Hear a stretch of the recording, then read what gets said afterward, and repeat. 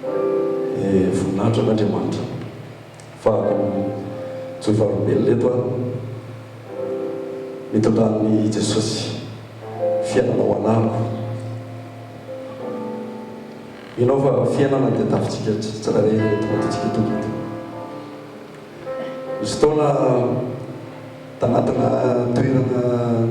toeram-pivavahana za le tena olona tsy tara mihitsy rehefa mamonjy. Za moa fitezana taloha hoe tsy maintsy hiditra sambana aoriana ny fandraisana fanasana tompo. Zay ny fandraisana fitezananay taloha. Za ny tena olona tonga foana tamina fivoriana tsy tapaka zany. Ary tena resy lahatra izy moa nafinaritra l'izy hoe lalina l'izy satria Jesosy mitarika tao anatin'le lalana marobe. Fa ny tena zavatra nahagaga dia zao, arakaraka nidirako tao anatina le sambana, dirako nanaovana le asan'Andriamanitra zay ny lazantsika azy, no naroboka natao anatina fahotana, tsy afaka tao anatina fahotana, mbola tao anatina fanahina foana.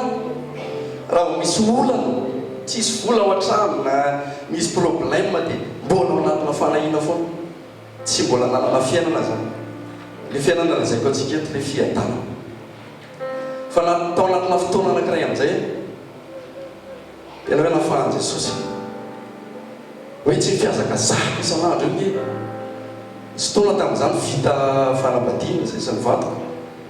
Toy izy hoe za tsy maintsy mivory vao vita mariazy zay tamin'izany, vita fanambadiana moa zany, za tsy maintsy mivory. Dia natsahaka eo izy dia lasa dia mivory, dia amin'ny fito sasany amody dia tonga valy dia zandray izy tezitra amiko hoe fa maninona tena velana ary tena za manao asako. Fa rehefa tena nikasihan Jesosy ny fifanako, rehefa tena nikasihan Jesosy dia tena kay le fifandraisako Jesosy ity le araka-naim-piongonana foana ny eritreretiko. Fa kay le zasy Jesosy ao an-trano, le zasy Jesosy le tena mifandray ao akaiky tsisy mihitsy. Ty baiboly ty mbola tsy vovaky tamin'izany, tena nareo tsy voavaky ty baiboly ty, satria zany niazakazaka foana anompo nefa zary mbola tsy tena Jesosy marina. Dia tamin'ny fotoana anankiray nikasihan Jesosy isan'andro, nalany tamin'ny fombafomba rehetra, nalany tamin'ny fahazarana ka nam-piangonana, nanana fiainana, dia nizara fiainana tamin'ny olona rehetrarehetra. Nafahan Jesosy tamina fahotana maro, nafahan Jesosy tamina fagnajana fahotana maro.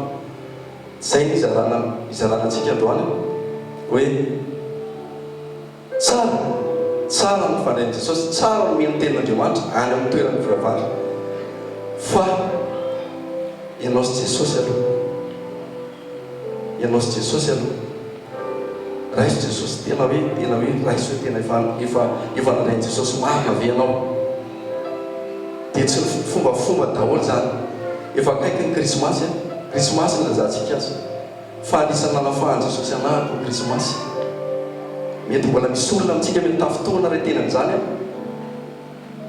fa tena isaky ny krismasy dia lany voly zay reto, lany voly zay tena mahavita mitrosa mihitsy ny reto rehefa krismasy. Tsy maintsy manao akanjo tsara tarehibe zay, tsy maintsy ireo zazakely ireo tsy maintsy atao mahita, tsy maintsy manamboatra sapin sy ny anina tonga ao an-trano.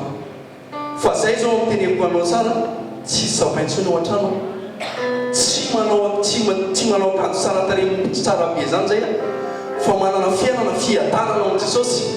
Zay le tanjontsika, le fiadanana ao Jesosy. Dia zaran'izay ao antsika, Jesosy mikasika fotsika tsirairay avy. Amen.